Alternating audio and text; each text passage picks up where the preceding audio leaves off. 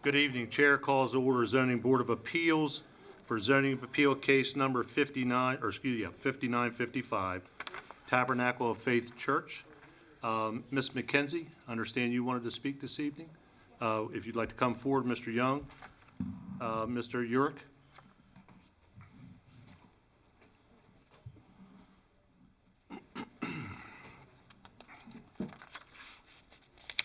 As I'm sure you're all familiar with, each side will have 15 minutes to present your case, and you may want to reserve some time at the end for rebuttal. And Ms. McKenzie, you and Mr. Young will be splitting 15 minutes. So whichever one of you would like to start first, please. Good evening. My thought would be that since Ms. McKenzie filed this pro se, she would go first. Mr. Urick would then have the opportunity to respond, and then I could go third. Ms. McKenzie, as the person who filed the request for final argument, will have the bulk of the time for our side. Thank you. Ms. McKenzie, whenever you're ready. Thank you. We do not accept the findings. We do have a compromise with a full border on both sides, and it should be 8 feet tall so we can have privacy from that man. All the neighbors around us, around him, have warned us about the Pastor Axel when we first moved in. The gun shop owner, Jack, was the person that told us that he built on this property when nobody was living there. That's flag number one. Pastor Axel himself told us that he couldn't get along with any of the neighbors. We were also told by the neighbors next to us that he liked to take pictures of the previous owner's kids when they got off the bus every day. It's a little suspicious. Pastor Axel claims that he got permission to cut down trees and build the driveway across our property, but there is zero legality to that. We paid to have a full survey done, and that proves that he built on our property. It lists the encroachment. Then Pastor Axel started screaming at my husband, Tom, that he will not help fix the damage that he caused on our property, that he would sue us and take all of our money, and that he can park any cars on our property, on neighbor's property across the street, and anywhere that he wants to, which he cannot. We know we are beyond getting help from him in fixing this encroachment damages, but we would like to see a fence built between our property, the full length, from the road to the corner and the rest, the other side of the property, so we can have privacy from that man. When you go home tonight, look at all the churches around and see how many churches have gated lots with all of their lights off, like his church does. If I may, the council as a zoning board can't go around and start looking at other Hey, places. let me, in the county. please, Can't I'm do only that timed. investigation. I've never seen a church like this. He puts cinder blocks along the edge of the road so people can't even use it as a turnaround if they pass a road or pass where they're trying to go to and have to turn around. That's not cool. It's very suspicious how he makes bold claims about giving food from the Maryland Food Bank, but since he has started, you cannot find that location listed on the Maryland Food Bank's website for families in need. If you can find families in need, it lists every other place except that church. I think that's a little weird. He has numerous different people that mow his lawn. He always has to get different people that mow his lawn because he doesn't pay them. And he has to always get unwary people to do it. He literally told one lawnmower people that that corner of our property was his and to come over and take any firewood. That was it. So he lied again. He's literally lied about every single instance that he has mentioned us in his 25-page application. He made a false police report, lied to the police, had them looking for my husband with a false name for over a week for a peace order that he completely lied about. I should be the one getting a peace order against him to protect my kids from him. He also had Mr. Fritz from Fritz's nursery come out there and make claims about nothing grows on our property or on the line. When I saw them out there, they were out there in the rain. He did no soil samples or anything, so any claims that Mr. Fritz from Fritz Nursery has are 100% invalid. Because his property is gated at the front, he had lawnmower people drive through our yard to the corner of our I already said that, never mind, sorry. Final straw is that we've seen him taking pictures of our kids. It's unacceptable. I have 2 daughters, ages 5 and 2. You can't be doing that. We do not trust him. We don't accept the findings. There needs to be a privacy fence so we have privacy, protect our kids from him. That's it. Thank you, Mr. Young. Yes, thank you, Mr. President, members of the council. This is a straightforward legal matter.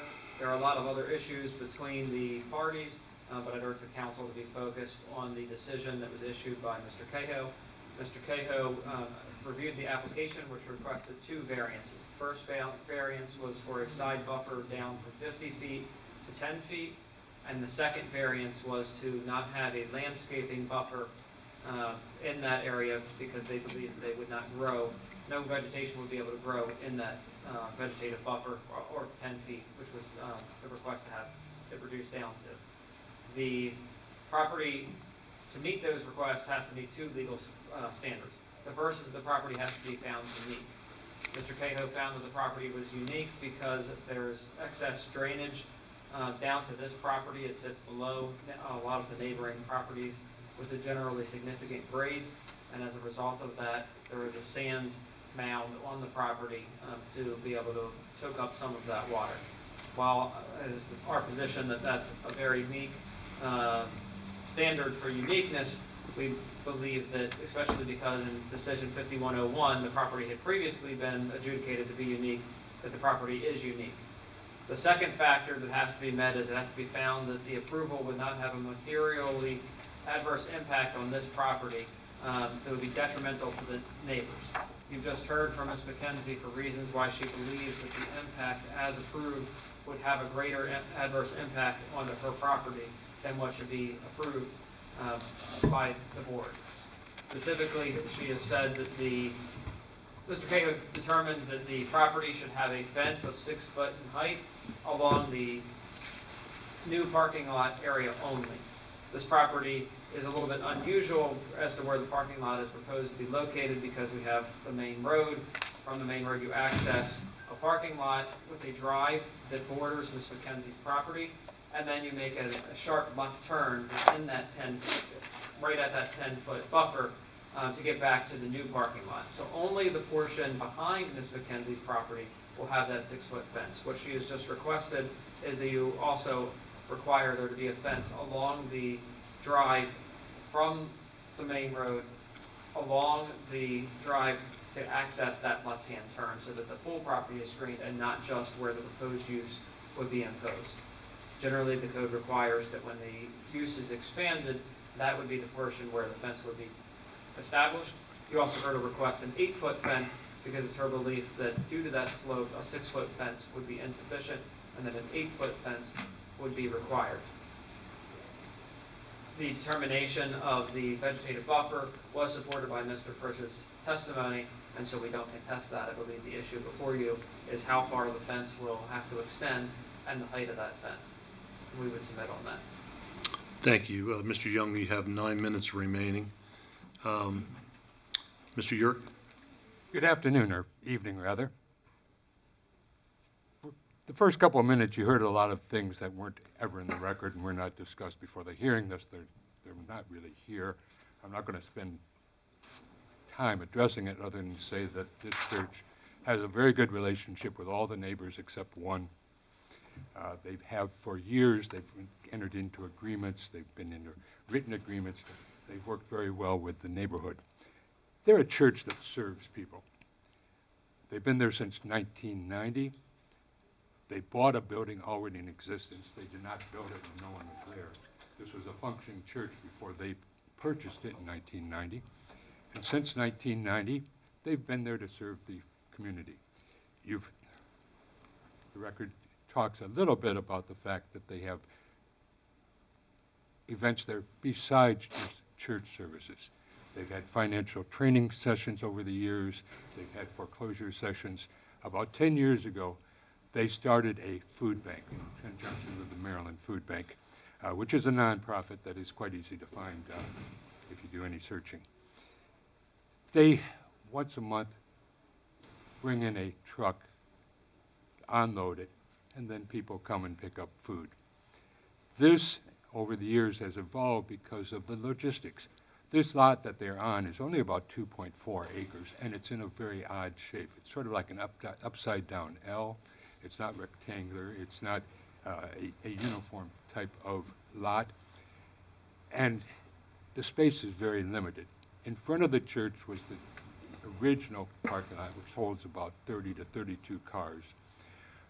Their roads around it are not suitable for parking alongside the road. There's almost no shoulders. They've tried to run the church to not interfere with the traffic on the road or cause hazardous situations. What they found was that the food truck needs to come in and unload. They eventually developed a drive-through service where the volunteers would show up in the morning. They'd park off to the side where the parking lot, the new parking lot is located. It holds about 10 to 15 cars at most. They park there to leave the main parking lot free. The truck comes in with no cars in there. It has rooms to maneuver. It pulls around, stops in front of the church. They unload the truck. They put the food there. And then the truck leaves. They then open for business. People will come in. As they come in, they park towards the front of the road. They direct 2 cars at a time up front. They drive through. They pick up their food. They drive out. This has been a very successful use of the property. Given the limitations of it, that's about the only way logistically that it can be done. The uniqueness of the property is what causes them to adjust it, but to do it this way. The backside, as Mr. Cahill pointed out and saw, has a group of sand mounds and septic facilities that limit even more the amount of usable space on this lot. If those weren't there, there would be more space to maybe park cars elsewhere, but they're very limited to a very small area. This is a unique lot. It is one that the uniqueness causes problems. The way that they use it allows them to make use of it to serve the community. They have approximately 200 people who come through every month to receive food. The lot itself wouldn't be conducive to any other use. The initial complaint was about the setbacks. The department came out, looked at it, and they agreed that it would be appropriate to change the setback from 50 to 10 feet, but they wanted, as the code requires, a vegetative border. The area where this would be needed is really not a good place to grow things. Mr. Fritz from Fritz Farming, as an expert, he was uncontradicted. He testified as an expert. Mr. Cahill accepted that this was uncontradicted and that vegetation was not a viable solution here. So he asked that the church put up a fence that would serve as a opaque screen to block the view of the new parking lot. I think that he did a well-reasoned opinion. He went through it. There's no way to satisfy everybody, but he did some compromises that are very appropriate. In no way could you say that he abused his discretion in his analysis and his recommendations. I would ask you to affirm him, go with his recommendations. You've got the reports of the department. You've got his opinion. One of the first things that was raised when a complaint was filed was that there was a possible encroachment. The department looked into that. They required the church to provide a plot mat as to access through the front parking lot into the back. The church provided one. In my packet, it was labeled as Exhibit 12. The one that's in the court record there was not numbered for some reason, but it shows how people access the parking area and do not need to encroach upon or cross anyone else's property.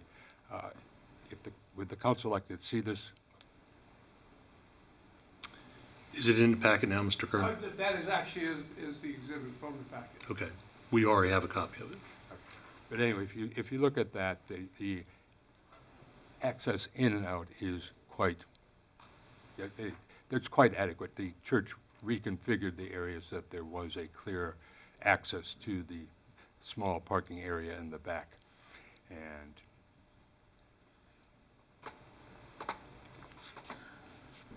for now, I think I'll stop there. I'll just ask you to go along with Mr. Cahill. Thank you, Mr. Urick. You still have 8 minutes, 50 seconds for any type of rebuttal if you need it. Mr. Young?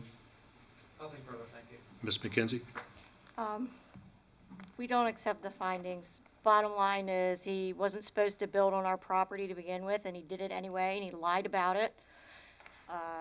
It's just, he's shown the type of person, human being that he is, like his type of character.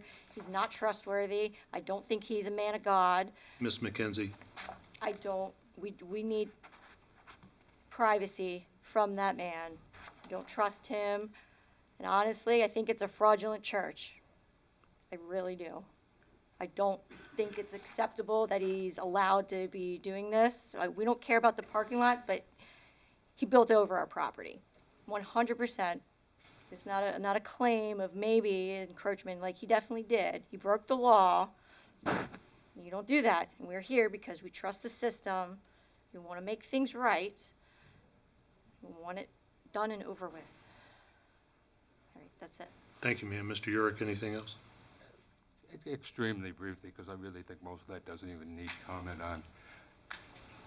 The church had entered into an agreement with the previous owner where they had an easement to drive across the corner. It was a written agreement. Unfortunately, the church did not realize that with an easement, you have to file it with the Land Records Office to make it applicable to later owners of the same property. So once the property was sold, the easement was no longer valid. However, the initial easement was done and negotiated between two friendly neighbors, put in writing. They got along very, very well. Thank you. Thank you. Anything further? Then this will conclude zoning appeal case 5955, and we will take it up at another meeting. Thank you for your time. Thank you. Folks, please find a seat. Thank you. Thank you. And we're going to take a short recess.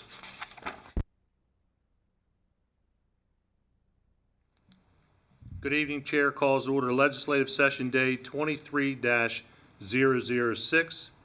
I would ask you to please join us in standing for the pledge, followed by the opening prayer by Councilman Guthrie. I pledge allegiance to the flag of the United States of America and to the republic for which it stands, one nation, under God, indivisible, with liberty and justice for all. Bow our heads, please. Heavenly Father, help us to hear your voice so that we'll be effective as public servants in this meeting tonight.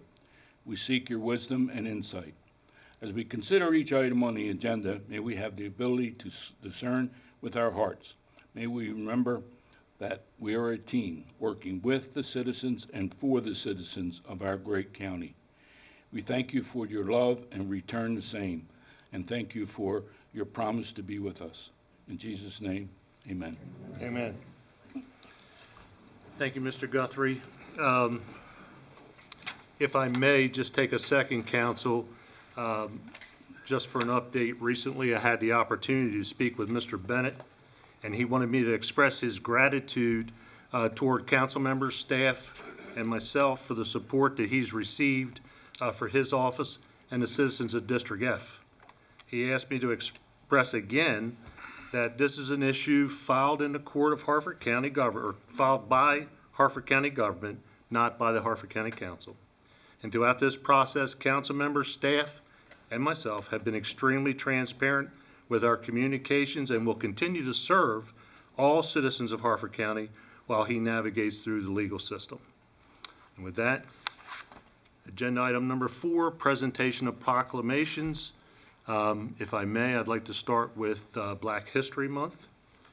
Could I have Ms. Jones, Mr. McKinney, Mr. Carey, Ms. Fendrick, Ms. Casimir, and Mr. Robert, or Miss Robert. Come forward, please.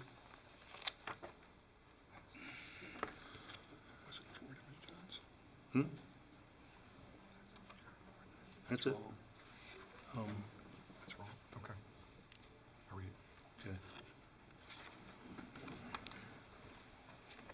Okay. Is it possible to bring everybody up? Yep. Okay.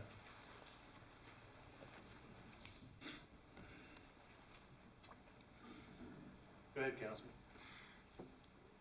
Whereas Black History Month was first recognized nationally by President Gerald R. Ford in 1967 to seize the opportunity to honor the too often neglected accomplishments of Black Americans in every area of endeavor throughout our history, prior to this official national celebration, Carter G. Woodson designated the second week of February as Negro History Week in 1926, and whereas each year a theme is established for Black History Month, the theme for 2023 is Black Resistance, which recognizes the resistance of historic and ongoing oppression of Black Americans who have nurtured and protected their physical and intellectual autonomy through innovation, lobbying, litigation, legislation, and helping each other as a community. And whereas the Harford County Caucuses of African American Leaders were formed in 2018 to advocate for fairness, equity, and inclusion for African Americans in the county, they work diligently with other community groups to teach African American history, raise social justice awareness, and promote events that inspire future leaders. Now, therefore, we, the County Council of Harford County, Maryland, on this 21st day of February 2023, do hereby recognize Black History Month, February 2023. And if I may, I'd like to have members of the caucus, because we just read your proclamation. So if you would all like to come up at the same time, please. And then Tony, if you would read the other one, please. She got a wide angle lens. That's what- There's no mention of the NAACP. We'll get it right.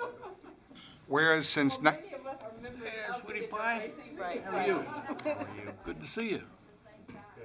Whereas since 1901, the National Association for the Advancement of Colored People, NAACP, has worked tirelessly to eliminate race-based discrimination and ensure political, educational, social, and economic equality, and whereas the Harford County branch of the NAACP was founded in 1920 and ensures the health and well-being of residents, particularly those in communities of color, through innovative initiatives and efforts to increase public safety and transparency while building the confidence of young people to serve as future leaders. Their dynamic volunteers continue to champion for a fair, diverse, and equitable Harford County. And whereas the Harford County Council recognizes February as Black History Month, first recognized nationally by President Gerald R. Ford in 1967 to seize the opportunity to honor the too often neglected accomplishment of Black Americans in every area of endeavor throughout our history.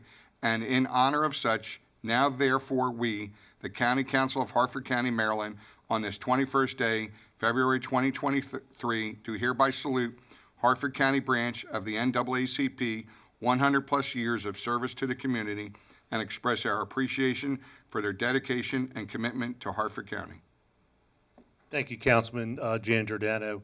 Again, I want to apologize for that little slip up in the beginning, but we know that we have an opportunity to work with all of you, whether it be Black History Month or whether it be the NAACP, and we appreciate all the efforts that you all have put forth in Harford County to promote all of Harford County, not just one race or anything else. You guys are there to promote everything, and we truly appreciate it. And I would like to offer Ms. Jones an opportunity to speak. Sure, I was going to say, Cassandra, since you were red left first. Do you want to speak first? Thank you. Good evening, Council President Vicente and members of the council. On behalf of the members of the Caucus of African American Leaders, we accept this proclamation that recognizes our efforts to advocate for fairness, equity, and inclusion for African Americans in Harford County. We are a nonpartisan group comprised of clergy, business owners, professionals, and community advocates. During Black History Month, we take time to highlight and recognize the contributions of African Americans that built this nation. African Americans, it began as one week and progressed to a month. I look forward to the time that the history of our nation is taught with a fidelity to truth that reflects the part played by African Americans as well as other minorities. We should all commit to the pursuit of truth and justice in all aspects of our lives. We know the only thing more expensive than education is ignorance. I read with great interest about the plan to petition the Maryland Supreme Court to posthumously admit Edward Garrison Draper to the Maryland bar. He was denied admission in 1857 because he was not a free white citizen. Judge Zacchaeus Collins Lee, a first cousin to General Robert E. Lee, examined him and found him to be qualified in all aspects. Too often, African Americans like Mr. Draper, though qualified, have been denied, diminished, and dismissed in their pursuit of education, employment, housing, thank you, and happiness. It is never too late to do the right thing. We invite each of you to join us as we remove any and all barriers to achieving these goals for African Americans here in Harford County. Again, our sincere appreciation for this recognition.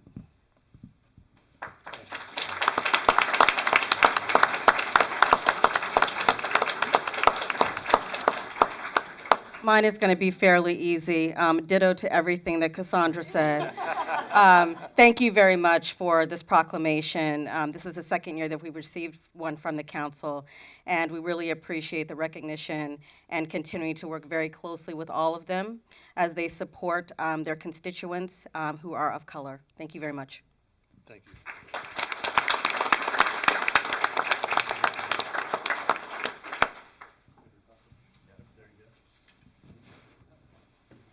Can we come in tighter? We good? Can you see the council in the back? Okay.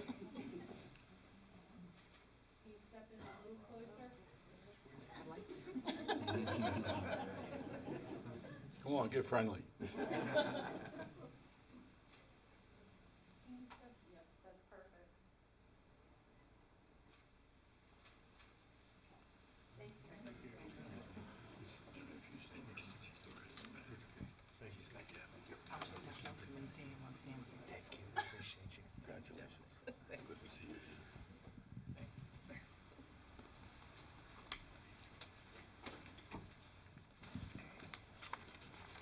So if I may have Stacy Hall come forward. Doc, Coach, come forward. Okay. Anyone else that you'd like to have come up with you? Law enforcement, Which- maybe? You want them all come? Yeah. Yeah, that'd be great. It's law enforcement driven.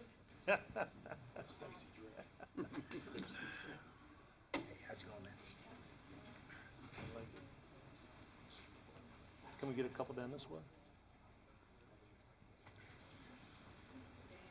So, Whereas Stacy Hall was selected as one of the 10 amazing athletes to represent the state of Maryland at the biannual World Games, and whereas Stacy will be traveling to Berlin, Germany in June 2023 as one of the final leg members who will represent the United States delegation, and whereas Stacy rose to the top based on her dedication to raising awareness of the valuable opportunities that can be gained through working with the Special Olympics, to include over 15 years as a two-sport athlete, softball, soccer, serving as a regional global ambassador, assisting allied organizations in surrounding states in building their own programs, and serving as a regular super plunger at the annual Polar Bear Plunge.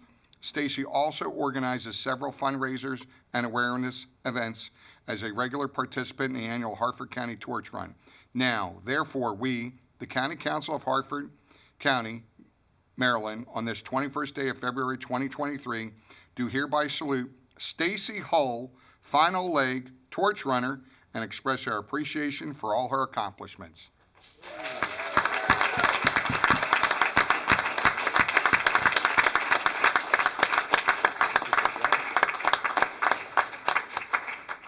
what's that? You guys gonna stand up? We're gonna get the pictures. So, on behalf of my colleagues, I want to congratulate you And we're just absolutely amazed that you're going to be representing the country in Berlin, and wish you all the best. And with that, I'd like to turn the mic over to these gentlemen. Thanks, because I don't have any remarks prepared. But I will just quickly say, as I walked up here, and Stacy uttered the words of, it's law enforcement led, and I would never tell you you're absolutely wrong, but this is Stacy led. Stacy is an absolutely amazing individual who I met somewhere roughly about 10 years ago, and is a driver in the torch run force.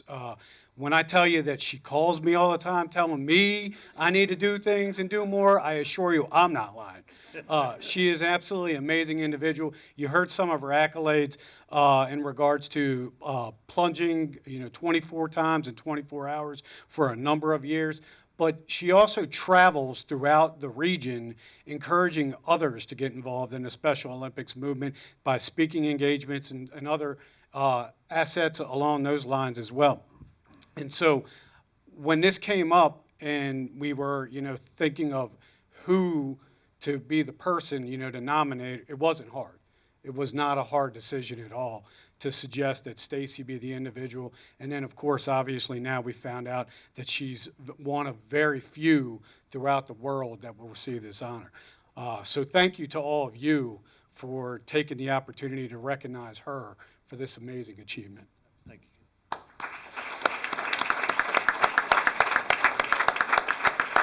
Thank you.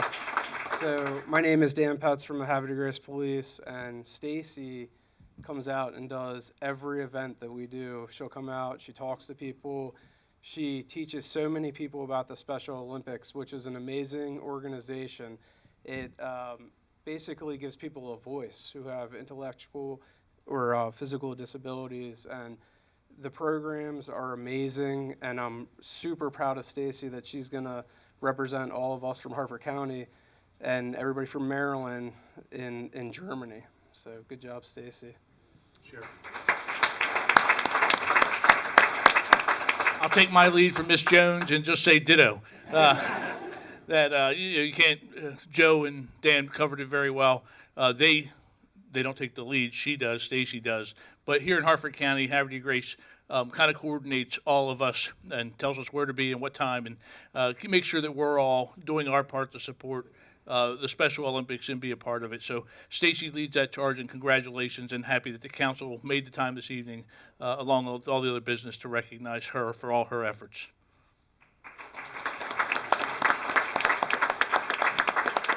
Thanks for the county council for recognizing me this evening, all my staff of police officers. And I have several athletes here tonight representing Special Olympics. Denny Grau, photographer, Chris Hansen, and Brian, who plays ball with me. Neighbors, family. As I announce my family, please wave. Bruce, Claire, Jerry, Richard, and Tammy in the back row. And Pat and Jack, my former neighbors and current neighbors. And staff of Special Olympics, Sarah and Sharon. I almost forgot her name. And my boss, Fred, in the back row, standing waving. Charles from the store on post. And, I forgot. Sorry, Mike, I forgot you. Mike and Nancy, coach, and Fred, and Bonnie, who's also two coaches in Special Olympics. And friends from school, Brian, Schaefer, Paula, and my super plunger, Teresa, taking pictures. And just overwhelming. I have been out of the country to Canada, but this is my actually first trip with Special Olympics out of the country and representing the whole state of Maryland and This guy. It said there's only about 10 people representing Special Olympics going over to the War Games. It's a privilege to be one of the 10. I think that's it.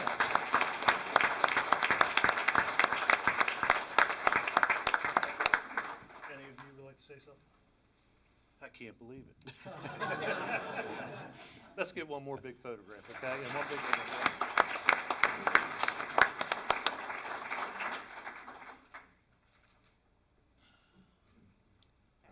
Hang on, just didn't hear you. Trying to be good. Saving it for later. Saving it. Congrats. Congrats. You're welcome. Congratulations. Congratulations. Good seeing you again. You good?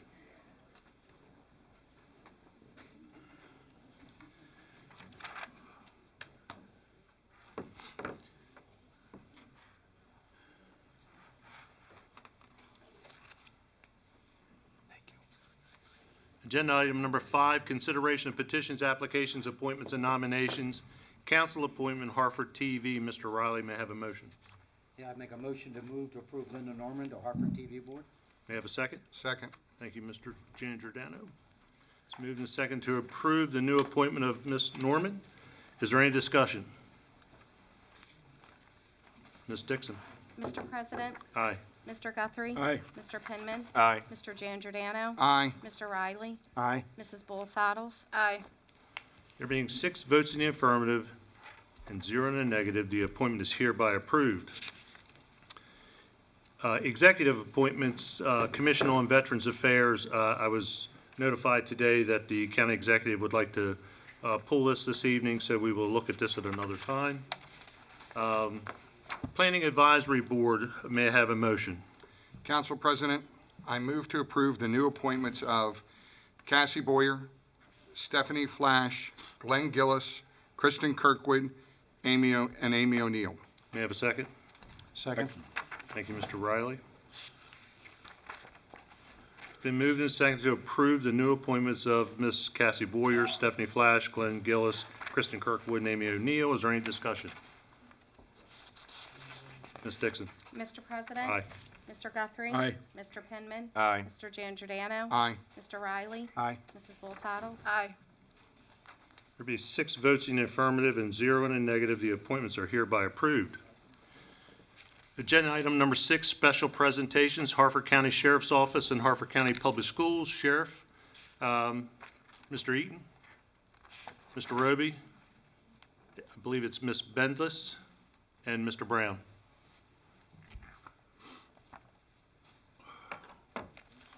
Need some chairs.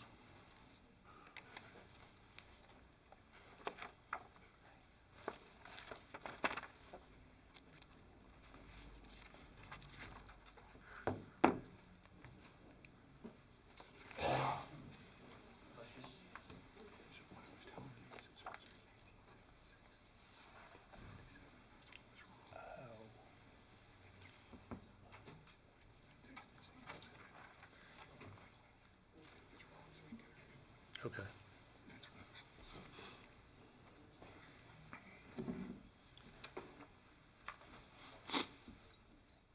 Whenever you're ready, Sheriff. Okay. We do have a presentation for you, so as soon as they get her fired up. Where's the popcorn? Check your office. Cake with that coconut icing would be good, too. Getting overworked tonight, Sheriff. Getting overworked. A little bit, busy day.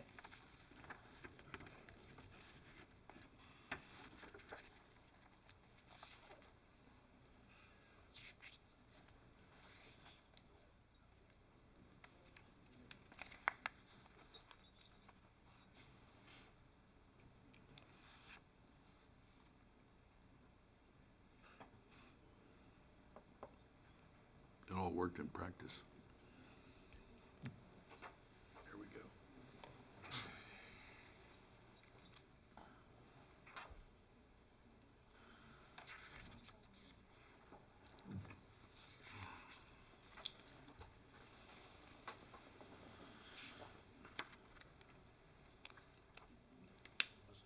think you can start, and then we'll come back, we'll catch up. Okay. Good evening, Mr. President, members of the council. Thank you for your time this evening.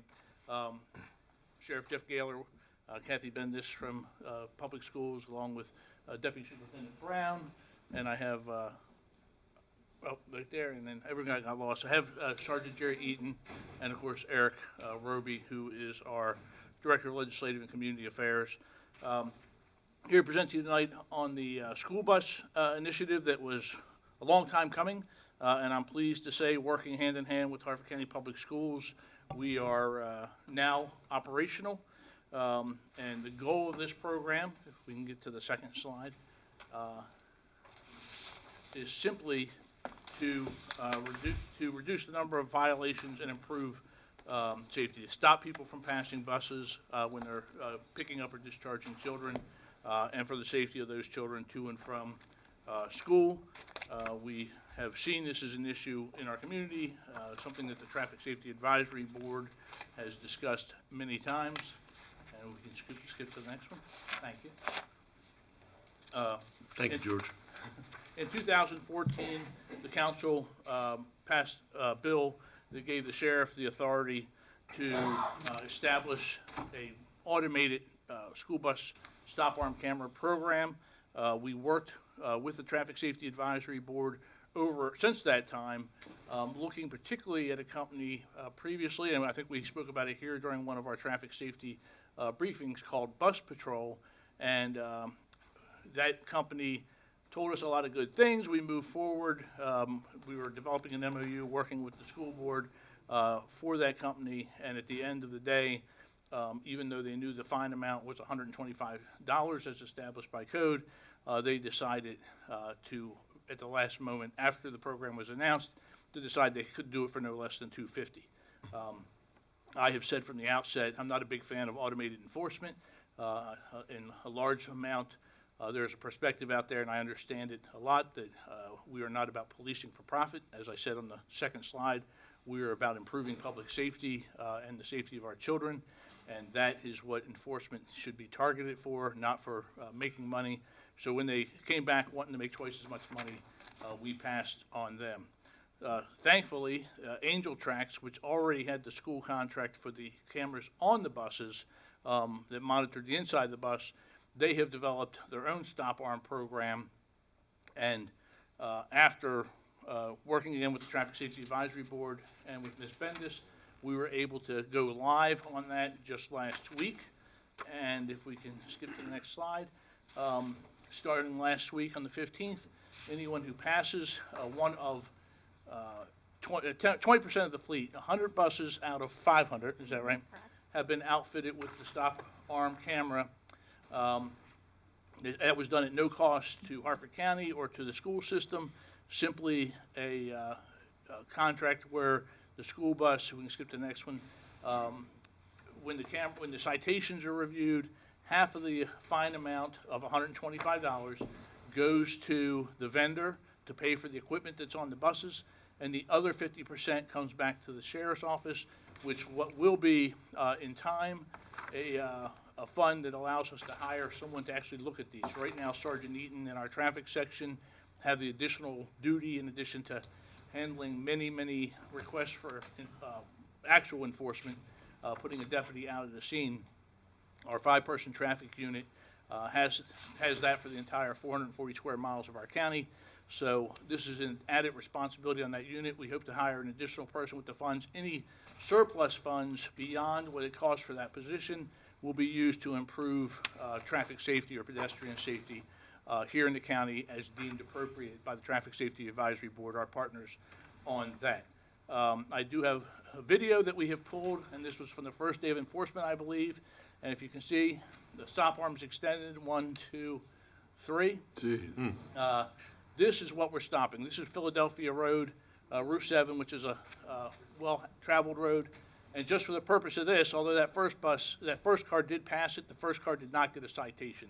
It wasn't close enough for us to feel that that was a citation. But the second two, 100% got it. So ties go to the violator, but clear violations, the owner of the vehicle receives the $125 citation in the mail, and it's a long overdue, but I'm happy to announce, again, working with the school system, we are finally here. And with that, I'm going to let Ms. Bendis take the rest. Great. Thanks so much for having me here this evening. We're really excited that this is up and running. Again, it is a long time coming, but it's really a testament to the hard work and dedication of everyone for student safety. So our partners in that safety project have been, again, the Sheriff's Office. Thank you to Sheriff Gaylor for all of his dedication to this. The Traffic Unit, Maryland State Police, and then again, our Traffic Safety Advisory Board, and then also our Harford County Public School bus contractors as well. They were all part of this, really an effort to make sure that what you just saw is something that we can really try to eliminate, hopefully altogether.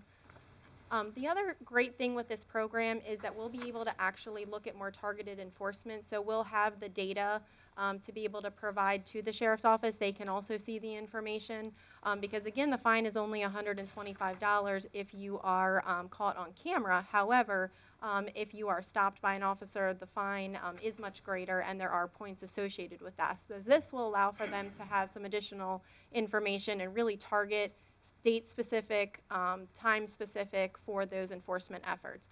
So we're really looking forward to that. That's really all we have for you this evening. Any questions or comments? We are averaging 20, I thought I was supposed to say it, Eric Roby threw something at me. We are averaging about 21 violations a day.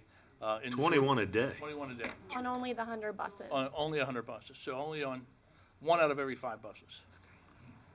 Councilman Giangiordano? So, good evening. So a couple questions. Is it live streamed to, is it a live feed that then goes to the police office? Or is it taped and then sent in? Angel Tracks actually does the download. The company that we've contracted with the school system's contracted with, they note the violations and they weed out anything that they don't feel is a violation. Then they send it to us, and by code, someone from the Harford County Sheriff's Office, can be a sworn or civilian employee, has to review that before the citation, watch that video, and feel confident that the citation is appropriate. And as in the video we saw, when that happened, the second 2 vehicles were both cited. So it's saved? Yes, so that, correct. So that in case, okay. That was my first question. Second question is, can people challenge that? And is there any precedence for court for this? What would the, if they get a citation, do they then can they challenge it? Sure, they could challenge it for sure. And that would really be up to obviously the judge at that point, how they would want to proceed with that. And they'll go to court. And then I guess the other question I have, you mentioned that it's points that are associated. Do you know how many points are associated with that? I believe it's a 3-point violation, right, if a officer sees somebody and cites them, not with the automated enforcement. Not with the automated. The automated is strictly $125 civil fine. I just testified in court the other day on a red light, on a school bus stop, my first time testifying in court in about 15 years, and it was a stop arm, and we had a visiting judge, $300 and 3 points to the violator. Okay, I think that's the only questions I had. Thank you. Mr. Penman? Yes, thank you. Great presentation. Incredibly dangerous, so it's a great program. I just have a couple questions about the equipment update, the responsibility. Would that be on Angel Tracks as well? Upgrades in software and that so? That is all part of the contract with them, that they're responsible for that. And then the storage for the violations for court, is that something the sheriff's office or it's just in a cloud for Angel Tracks? So it is in the cloud, so we do have an agreement with them that they have to retain that for a certain period of time, just in case there would be a challenge to that. All right, thank you. They do retain that for a year. So, Mr. Roby, I saw you jump up to the front desk here. I'm sure you have something to add. I just had to make sure. I heard 3 points, and I was like, no, we can't issue it's just a civil citation for that. Okay. All right. Mr. Riley? Do you plan on expanding this program? It would be our hope to, and I think the early results are showing how much in need it is. And I think driving behaviors in today's world have become so much worse. Distracted driving phones, and again, we just took one day to pull you that sample of 3 cars going by that bus. So, yeah, we certainly would like to work with that vendor to expand it as the school system deems appropriate. Thank you. Mr. Guthrie? Yeah, you have 100 out of 500, it's 500 buses? No, Yes, so we have approximately 500 buses, including spares. So there's 400 that don't have, Correct. and you said you're getting 21 a day On average right now. on average? I was just doing some quick math. And, so 21 a day times 400, if you had all the buses, that'd be 8,400. How many days are you using? One. Because if you're saying you give 21 a day to 100 buses. So if you add 400 buses to it, at 21 a day, that's 8,400. So then- Councilman Guthrie, that's 21 total out of the 100 buses. Right. 21 citations total a day. Yeah, but you said 21 for 100, so that would be 21 for each one of the other hundreds. If you had 400, if you had all the buses with cameras on them, you with me? Okay? You're making me do math on a, That would be 8, I mean, unless my calculator's wrong, you know? I think keep in mind here too that the way the buses that were selected, the school system does a self-assessment survey every year. So the bus drivers for 1 week, they'll go around and they'll actually report the number of individuals or vehicles that actually ran that stop arm. So those 20% of the buses are actually the buses where we're seeing the most violators that are occurring. we expected to see the most violence. So are you planning to, at some point in time, hit another 100, then another 100, and another 100? I think what we're looking to do is we'll assess in a year and see where we are. The hope is that with this type of program that there wouldn't ultimately be a need for this, but if the need continues, then we would definitely look. Oh, I think you always need a need. I mean, I see it all the time. I stopped behind a bus, in Joppatown, just about a week ago, and a guy come behind me and blew the horn. And I waved at him, but I didn't use all my fingers. There's meant to be a deterrent factor in here, just like you have with some of the jurisdictions that have the red light cameras. Once the public becomes aware, there's less violations. So Right. hopefully, the deterrent factor drives that number down. Mr. Brown, do you have anything to add? Good number. Paying 5 if they did that. Not really, but I just wanted to thank Sheriff Gaylor for working with us. Kathy's been great working with the Sheriff's Department, just laying out this program and just sticking through all the trials and tribulations, working with the vendor that didn't post as they said they would. So we're excited. The board, the superintendent is just excited that we have this opportunity to start this program. And as we start looking at, the results, the idea is with our specifications that we would expand that and make it a requirement as we move forward. There's a lot going on in the, busing environment with electric buses and all that good stuff. So we have a lot to consider when we look at the equipment, the type of equipment, but safety is at the forefront. Okay, thank you. Sarge, anything? Yeah, nothing at all. Okay, well, that was quick. Councilman, any other comments, questions? Thank you for your Thank you much. presentation. So much.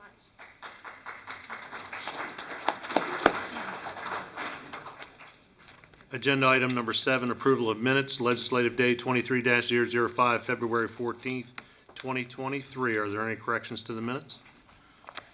There being no corrections, the minutes stand approved. Agenda number 8, introduction and consideration of resolutions. Resolution 003-23, historic landmark Fairview AME Church. May I have a motion? Council President, I move to approve Resolution 003-23. Second.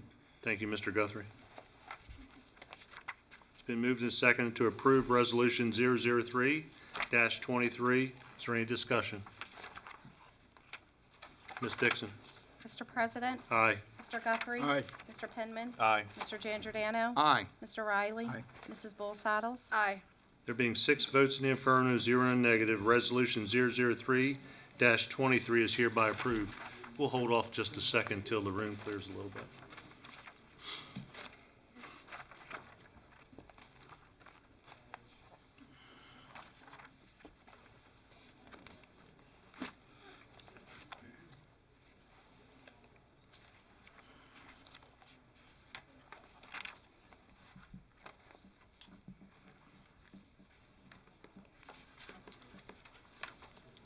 All right, Mr. Jan Giordano, please read Resolution 004-23 through 015-23 into the record for introduction. Resolution 004-23, Agricultural Preservation, Thomas Bridge Road, Street, Taylor.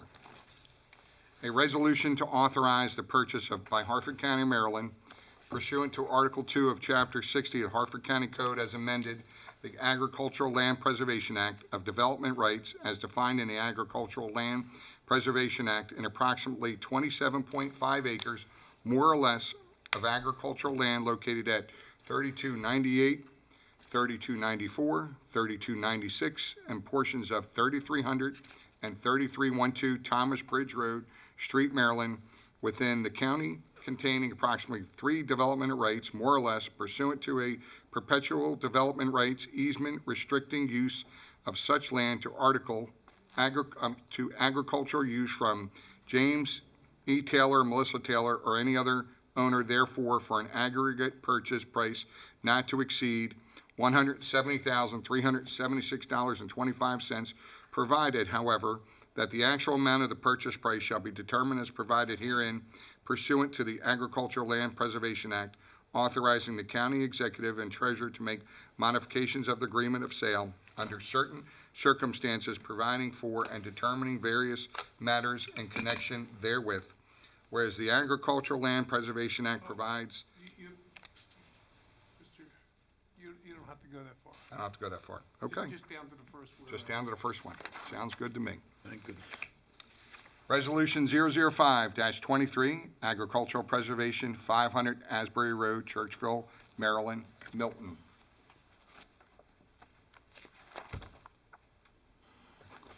Okay. Get to that one. A resolution to authorize the purchase by Harford County, Maryland, the county pursuant to Article 2 of Chapter 60 of the Harford County Code as amended, the Agricultural Land Preservation Act, of development rights as defined in the Agricultural Land Preservation Act in approximately 207.76 acres, more or less, of agricultural land located at 500 Asbury Road, Churchville, Maryland, 21028, within the county, containing approximately 18 development rights, more or less, pursuant to a perpetual development rights easement restricting use of such land to agricultural use from James Bradley Milton or any other owner thereof for an aggregate purchase price not to exceed $1,200,000, provided, however, that the actual amount of the purchase price shall be determined as provided herein pursuant to the Agricultural Land Preservation Act, providing for a one-time cash incentive payment, authorizing the county executive and treasurer to make modifications to the agreement of sale under certain circumstances, providing for and determining various matters in connection therewith. D, Resolution 006-23, Agricultural Preservation, Grayston Road, Pilesville, Schulpreneur. A resolution to authorize by Harford County, Maryland, the county, pursuant to Article 2 of Chapter 60 of the Harford County Code, as amended, the Agricultural Land Preservation Act of Development Rights as defined in Agricultural Land Preservation Act in approximately 26.41 acres, more or less, of agricultural land located at 4422 Grayston Road, Pilesville, Maryland, 21132, within the county, containing approximately 2 development rights, more or less, pursuant to a perpetual development right easement restricting use of such land to agricultural use from Michael A.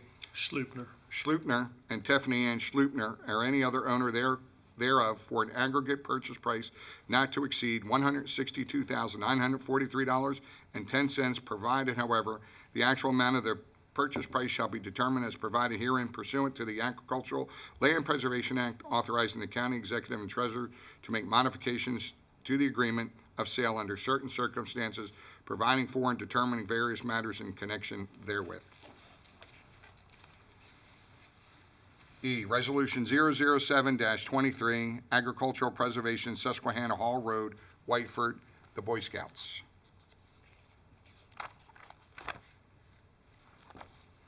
A resolution to authorize the purchase of Harford County, Maryland, the county pursuant to Article 2 of Chapter 60 of the Harford County Code as amended, the Agricultural Land Preservation Act of Development Rights as defined in the Agricultural Land Preservation Act, and approximately 1,166 acres, more or less, of agricultural land located at 1929 Susquehanna Hall Road, Whiteford, Maryland, 21160, within the county, containing approximately 107 development rights, more or less, pursuant to a perpetual development right easement restricting use of such land to agricultural use from Baltimore Area Council, Boy Scouts of America Incorporated, or any other owner thereof, of an aggregate purchase price not to exceed $7,579,000, provided, however, that the actual amount of the purchase price shall be determined as provided herein pursuant to the Agricultural Land Preservation Act, authorizing the county executive and treasurer to make modifications to the agreement of sale under certain circumstances, providing for and determining various matters in connection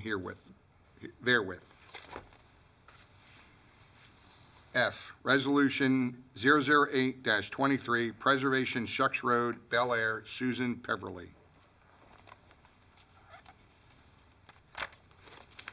A resolution to authorize the purchase by Harford County, Maryland, the county pursuant to Article 2 of Chapter 60 of the Harford County Code as amended, the Agricultural Land Preservation Act of Development Rights as defined in the Agricultural Land Preservation Act, and approximately 206.31 acres, more or less, of agricultural land located at 615 Shucks Road, Bel Air, Maryland, 21015, within the county, containing approximately 12 development rights, more or less, pursuant to a perpetual development right easement restricting use of such land to agricultural use from Susan Peverly or any other owner thereof for an aggregate purchase price not to exceed $1,050,000, provided, however, that the actual amount of the purchase price shall be determined as provided herein pursuant to the Agricultural Land Preservation Act, providing for a one-time cash incentive payment, authorizing the county executive and treasurer to make modifications of the agreement of sale under certain circumstances, providing for and determining various matters in connection therewith.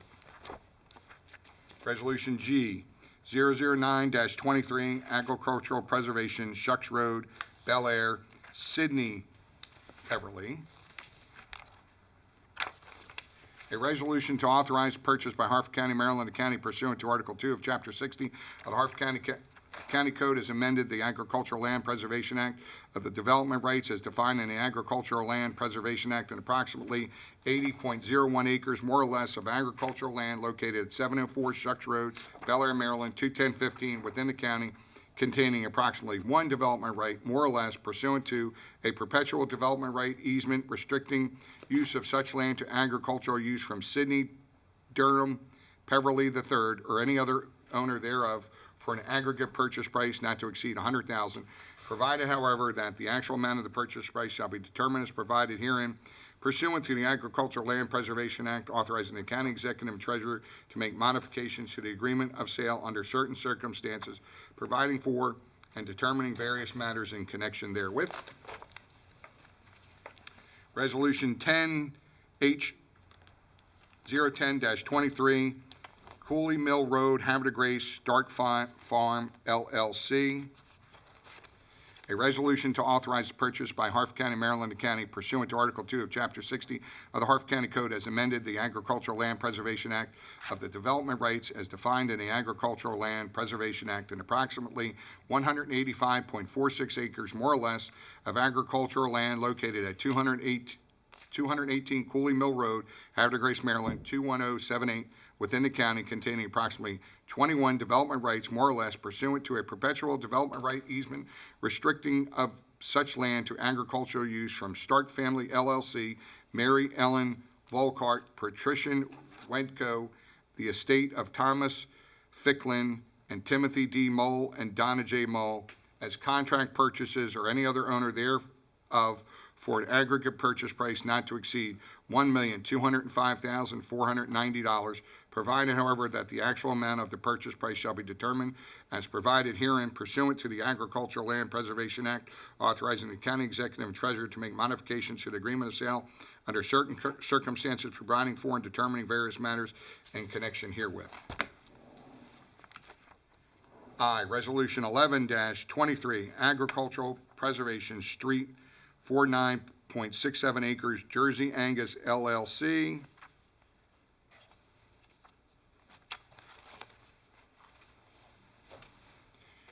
A resolution to authorize the purchase of Harford County, Maryland County pursuant to Article 2 of Chapter 60 of the Harford County Code as amended Agricultural Land Preservation Act of the Development Rights as defined in the Agricultural Land Preservation Act and approximately 49.67 acres more or less of agricultural land located at the corner of Cherry Hill and Emery Church Roads, including parcel 103, 3503, 3505, Emery Church Road, and 800 and 802 Cherry Hill Road, Street, Maryland, 21154 within the county, containing approximately 7 development rights, more or less, pursuant to a perpetual development right easement restricting use of such land to agricultural use from the Jersey and Angus LLC or any other owner thereof for an aggregate purchase price not to exceed $320,582.60, provided, however, the actual amount of the purchase price shall be determined as provided herein pursuant to the Agricultural Land Preservation Act, authorizing the county executive and the treasurer to make modifications to the agreement of sale under certain circumstances, providing for and determining various matters in connection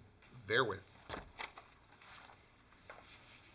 Resolution J-012-23, 75.0 acres, Jersey and Angus LLC.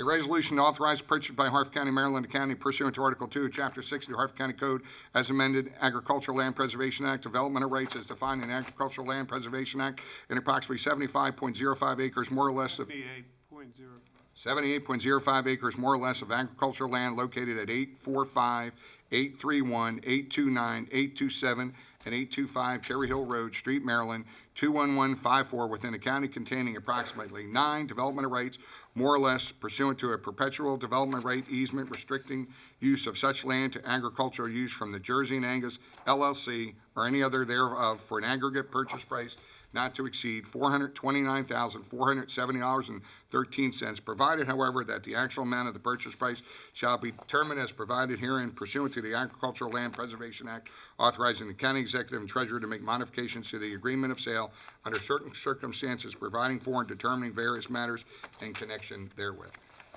I'm taking a drink. Go ahead. I'll drink to that.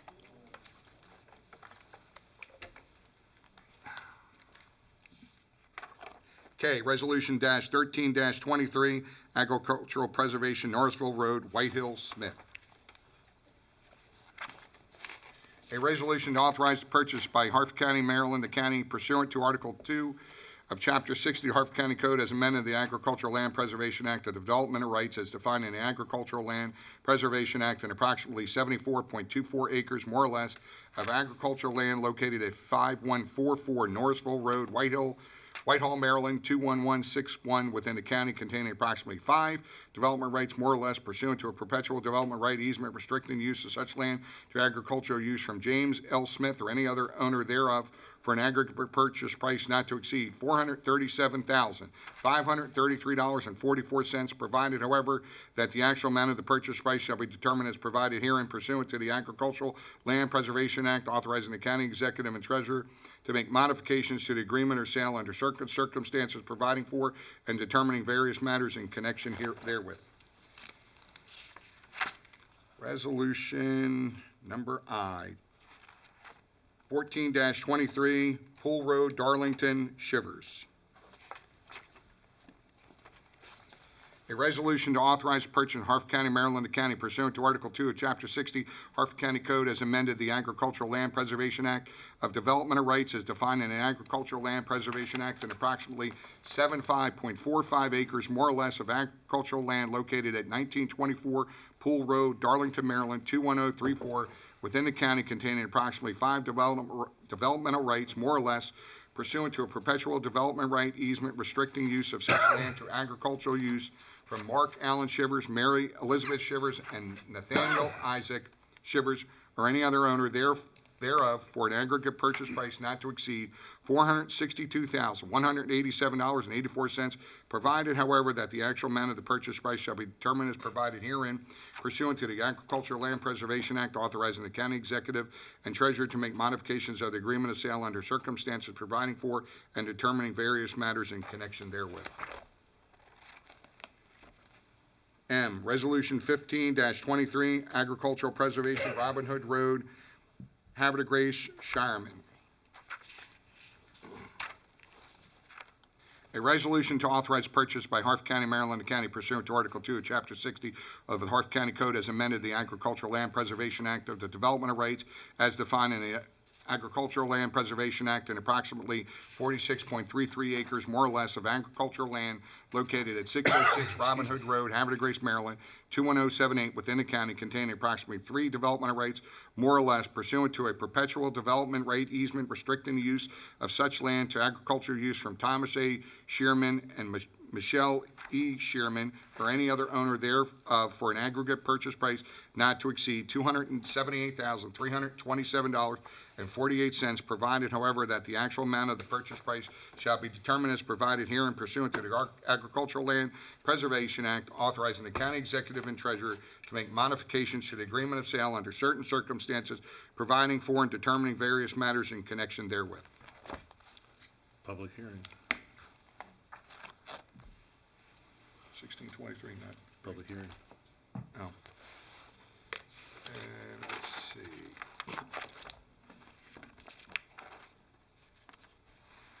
Public hearing to be held Right here. March 21st, 2023, at 6:30 PM in these chambers. Thank you. 16-23. Yes, if you would like to go ahead and read that, please. Resolution 16-23, Historic Landmark, McComas Village. A resolution designating the McComas Institute and the McComas Institute Mount Zion Church Cemetery located on 1911 Singer Road and the Mount Zion United Methodist Church located on 1915 Singer Road, located in Aberdeen, Maryland, consisting. How did you blow that one? Joppatown, Maryland. Okay, They have a correction. have a correction, okay. Located in Joppatown, Maryland, consisting of 1.023 acres, together with its buildings, environmental settings, and appurtenances as the McComas Village Historic District in accordance with Chapter 267 of the Harford County Code. And this is just in being introduced. We are going to have a presentation, I believe, Ms. Foley, in a week or so. Okay. Next council meeting, I believe. Thank you, Mr. Jan Giordano. Again, agenda number 9, introduction of bills, Bill 23-006. Please read that in for introduction. Let me get there.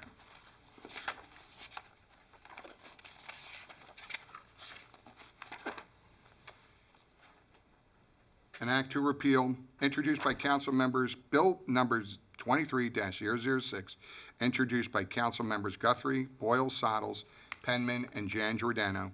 An act to repeal and reenact with amendments, subsection F, development adjustment of section 267-62 NRD, Natural Resource District of Article 7, District Regulations of Part 1, Standards of Chapter 267, Zoning of the Harford County Code, as amended, to prohibit townhouses in the R1 district under NRD Natural Resource District Regulations and generally relating to zoning. Public hearing is scheduled March 21st, 2023, at 6:30 PM in these chambers.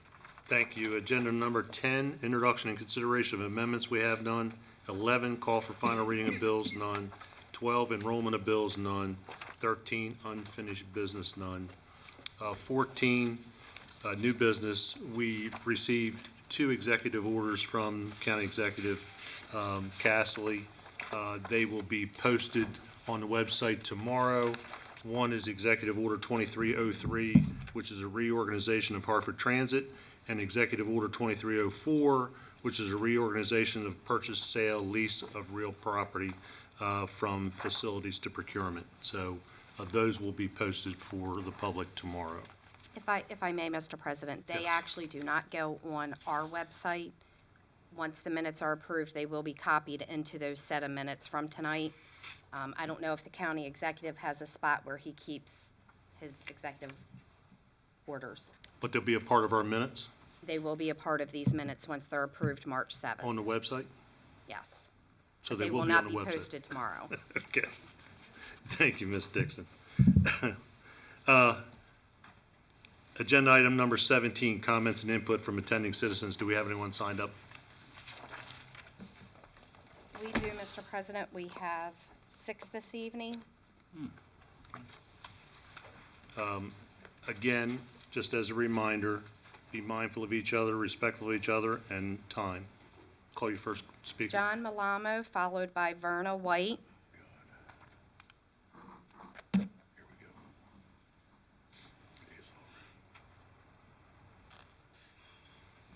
Good evening, sir. Name and address for the record, please. Sir, good evening to you and your colleagues. John P. Malamo, 2402 Eagle View Drive, Bel Air, Maryland. More background. Now focusing on the airport owner's operation exhibit submitted to the Zoning Board of Appeals in case 5814 to prove that no more than 50% of the commercial operation is conducted in the Ag District. We quickly note the date, 2 October 2013, 16 months after the airport layout plan was constructed. It was constructed by the firm of the owner's expert land planner and environmental consultant. This is the airport operation the owners requested. We note that the commercial operation includes all buildings, pavement areas, aircraft parking and storage areas, and only one runway. Approach paths are 500 and 800 feet at respective ends of the runway, no traffic pattern, no accessory uses. These are obvious differences between the airport layout plan and the operations exhibit. The hearing examiner found that the Harford County zoning code requirements regarding the distribution of the commercial operation between ag and GI districts was met based upon the operation exhibit. Reviewing the code requirements, airport approach and landing pads and airfield design criteria must be in accordance with the requirements for public use airports as set forth in the related current code of Maryland regulations. The hearing examiner found this requirement met based on testimony from the MAA representative and the applicant's expert aviation planner, both of whom testified in zoning case 5814. The company of the expert aviation planner drew the airport layout plan. The MAA representative approved the airport layout plan. Mr. Giangiordano, thank you for your comments on term limits and the NRD bump up and your candor. Sir, you have publicly confirmed my suspicions that you and your colleagues lack a fundamental understanding of zoning, Harford County land use practices, and its zoning code. My great fear is that you and they will be making decisions on zoning and land use that will negatively impact Harford County well after your term of service ends. After all, it's not how long you service, it's what you do while you serve. Good night. I do not see Miss Verna White I here. don't see her either. Linda Flint Stein, followed by Holly McComas.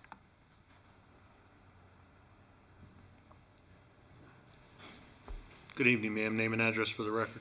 Yes, I'm Linda Stein Flint for 3 Winslow Drive in Bel Air. And I'm talking tonight about term limits. And, you know, I'm a firm believer in term limits. I don't care what your party is. I'm a firm believer, but it must be done right. We've heard that there might be a bill for 1 term or even 2 terms. And the problem is that we lose qualified people. And it should be up to the citizens to vote for who they want to represent them on this council. You know, as a councilman, it can take a year or 2 to get to know your area and working in the community. And we also have to take into account the 10-year master plan and all these other plans that we do every 10 and 8 years. Many of us don't know it. I mean, I've been still learning it, and I've been involved for a while. And a lot of citizens don't even know about this process. But the citizens have a right to elect their council member. Limiting to 1 or 2 terms is not the best interest. Citizens will vote out the council member after a term or 2 if they're not doing their job or serving the citizens. What I am suggesting is that you take a look at what Baltimore City, of all places, Baltimore City has done with their question K that they passed this past election, that won with more than 70% of the vote. It created term limits for the mayor, the comptroller, the city council, president, and the members of the council. And it lets them run for 3 consecutive terms in the same position. And then you can run for something else if you want. And then you take a 4-year break if you want, and then if the voters want you back, you can come back in on the council. but we need to do this right. It created opportunities for younger or other community leaders to serve, and so theirs doesn't take effect until 2024. So I'm just asking that you consider this. I did email, but council members Penman and Boyle Saddles don't have email on the website, so I did send it to the general box. So I'm just asking to let this be done right and not push something through because you want to make a mark. We got two other little quick things. One, I'm concerned because I help out a lot in the Route 40 area, and just recently there was a woman who doesn't have a car, and she was stuck at the grocery store in Edgewood because the transit bus would not let her get on the bus because she had more than 4 shopping bags. And so she had to call a friend of mine to have her come pick her up from the grocery store because she had more than 4 shopping bags, very full. And these people depend on the bus. And so I don't know if that's maybe the driver or if that's a policy for the bus, but that's something that needs to be considered, as well as the hours that the bus runs. Because the people that use the bus, they don't have transportation. So that's just something else to consider. And one quick thing that we just learned that I'm very concerned, especially since I'm getting ready to have knee surgery, Harford Upper Chesapeake is replacing their doctors. And they, so I don't know if you know anything about this, and this was just published, that they terminated 98% of their workers and going into Please another bring your practice. comments to a close, Ms. Flynn. So. Thank you.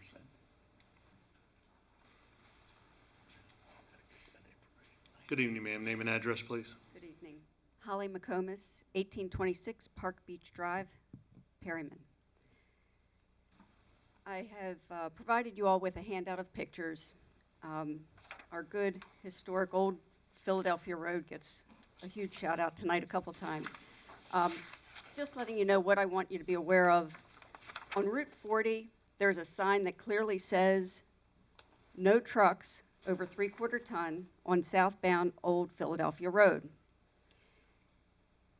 If you drive southbound on Old Philadelphia Road, looking left and right, you see tractor trailers, trucks parked different places sporadically. You also will notice a Fanatics warehouse that zoning has allowed to be there. You will notice a garage for tractor trailers that repairs tractor trailers that's allowed to be there. Other warehouses, what is not shown here is an Amazon warehouse. My question is, do the tractor trailers only go northbound on this road? They're told not to go southbound, but they do, obviously. There are pictures on the second page that show a line of tractor trailers going each direction. It's all both the same day, but they're going each direction and they're lined up. My concern is safety. I guess the easy solution is to take that sign down and then allow tractor trailers to go southbound on that road. I don't think it's the right decision because it's there for a reason. If I were to guess, I would guess there was another sign on northbound side that said no tractor trailers allowed on that road. So zoning, I think, just needs to look at this and be aware of it and what the heck. So thank you. Thank you, ma'am. Paul Falaci, followed by Ken Shannon.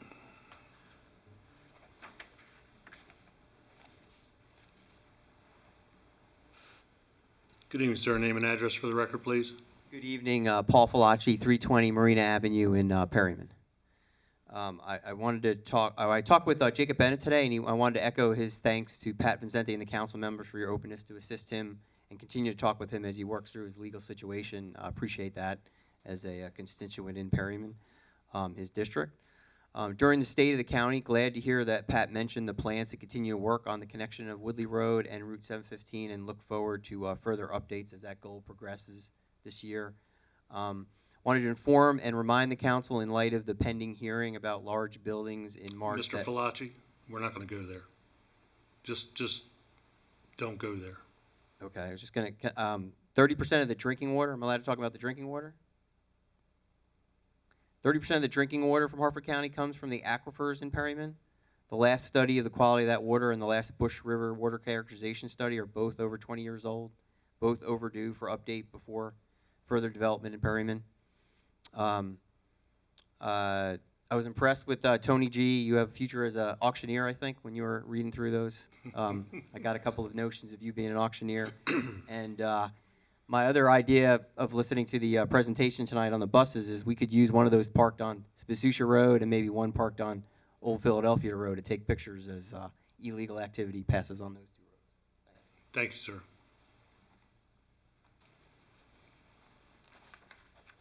Name and address, sir. Ken Shannon, 2044 Park Beach Drive in Perryman. Tonight I'm going to talk about jobs. In order to not run afoul of the rules on what could be said while legislation is pending, I'm going to do this in the form of a fable. There were 3 princes in a faraway kingdom. These princes were rich, but they wanted to be richer.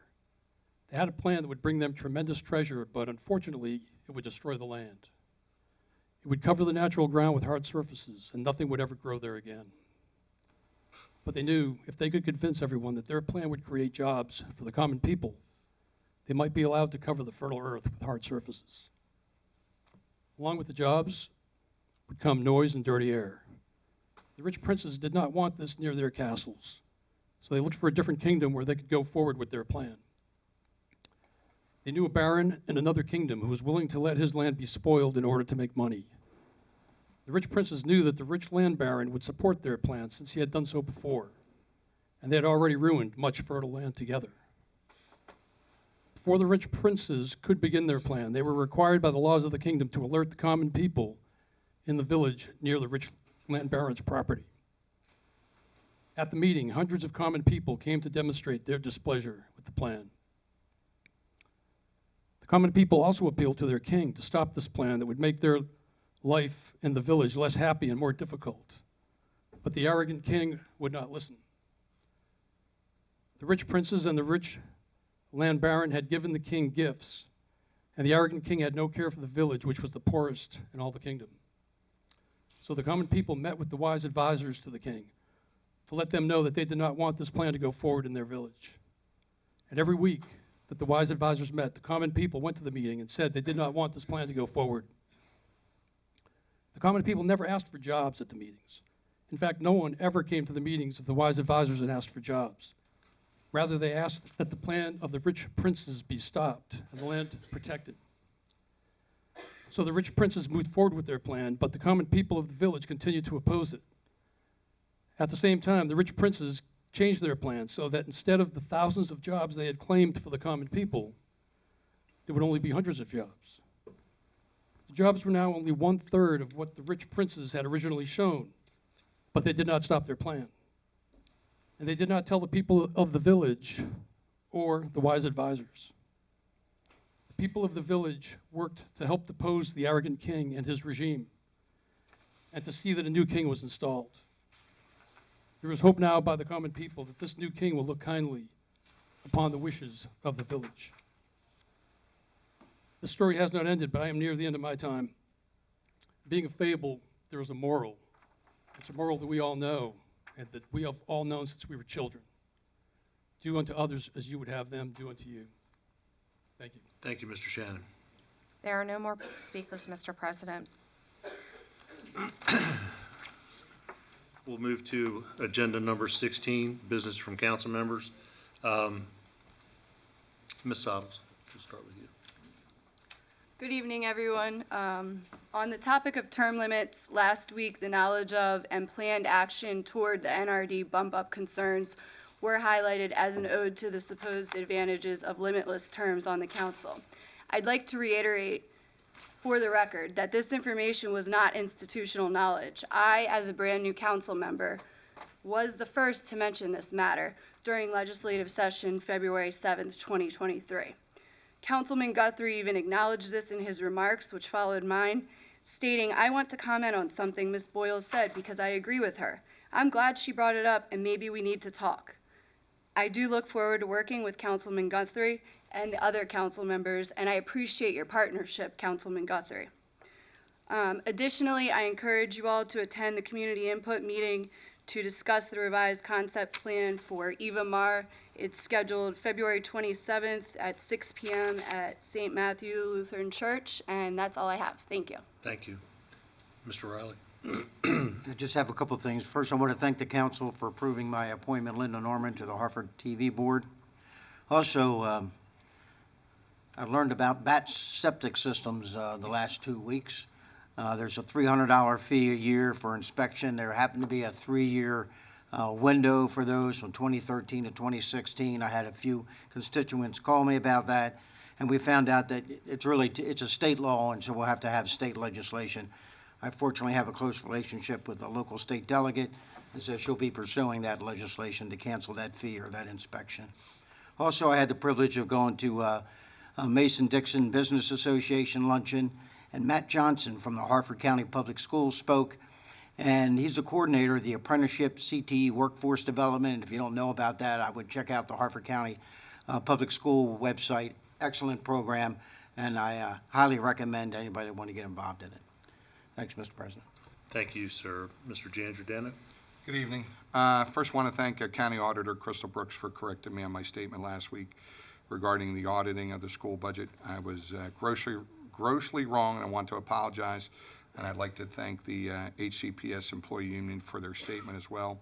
I had the honor with a bunch of other council members, Councilmember Guthrie, Penman, and Council President Vincenti for the ARC. We did the proclamation for 70 years.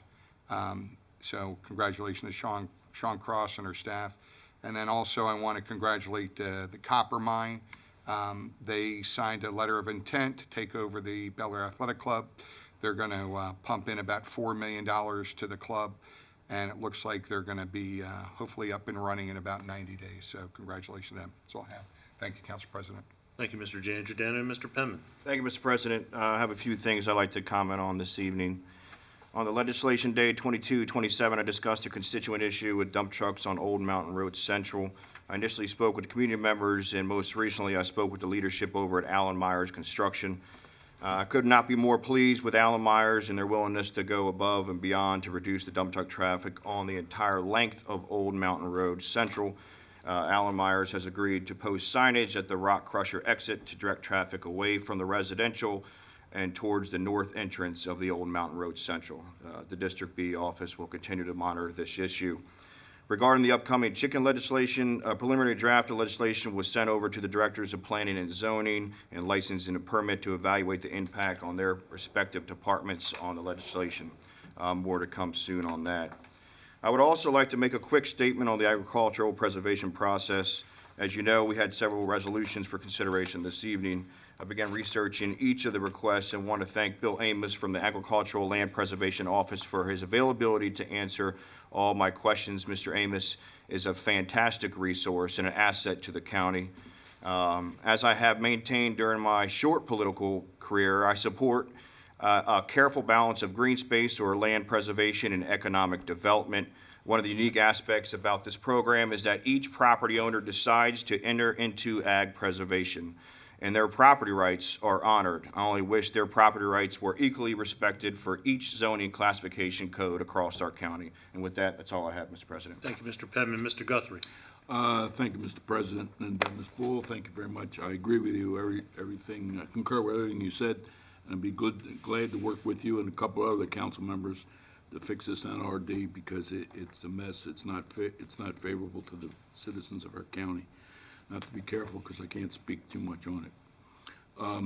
Also, Copper Mine is back at it. We're really happy with Copper Mine in the county. They're really doing a lot of great things in Edgewood. They're going to be building those 8 fields over there, going to be turf fields with lights on them and everything else. We finally kicked that in the butt and got it going. So I expect to see something very shortly happening over there.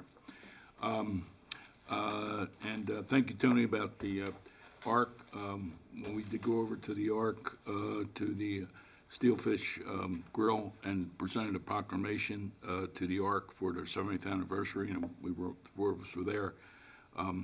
It's close to me in my heart because my grandson is in one of the ARC facilities, and they do a great job for him, and I really appreciate what they do.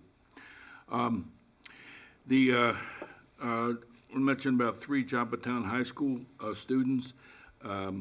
Their pre-tech students passed their network and their exam recently. 3 of our P-Tech, which stands for Pathway in Technology, Early College, High School. Students at Joppatown High School passed their comp network exam. What does this mean? Passing the exam gives these students a certification that could lead to business hiring them at 16, 17 years old. We're excited about the juniors, the 3 of them, and we congratulate them. Also, for a public announcement, the public comment period underway for I-95 northbound extensions of I-695 ramps.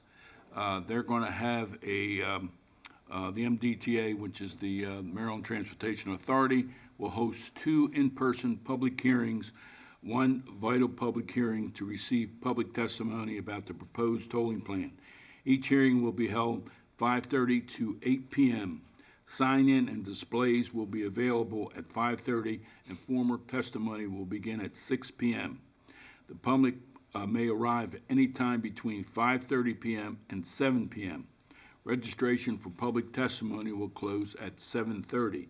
There'll be 3 different places that they will conduct these hearings, and the first one will be February the 27th at Perry Hall High School Cafeteria on 4601 Ebenezer Road.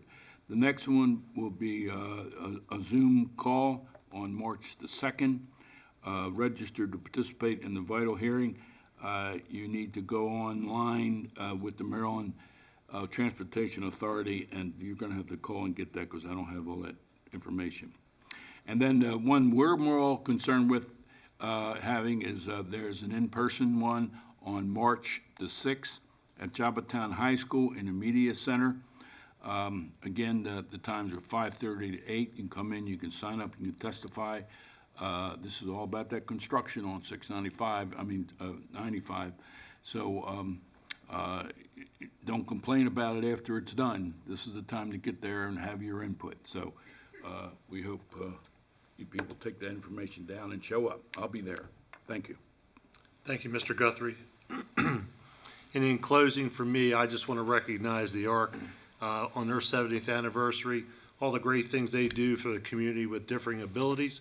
And if you'd like to support them, they have an upcoming gala on Saturday, May 6th at the Maryland Golf and Country Club. And the last thing I want to do is I want to recognize Ms. Cantos for the commitment and dedication that she has to the citizens of District F, and that I think the pressure that she's had on her over the last few weeks. So we've assured her that she has all the assistance that we can offer as council members, as staff, legal is at her beck and call. So whatever she needs, we're here for her. So with that, this meeting's adjourned.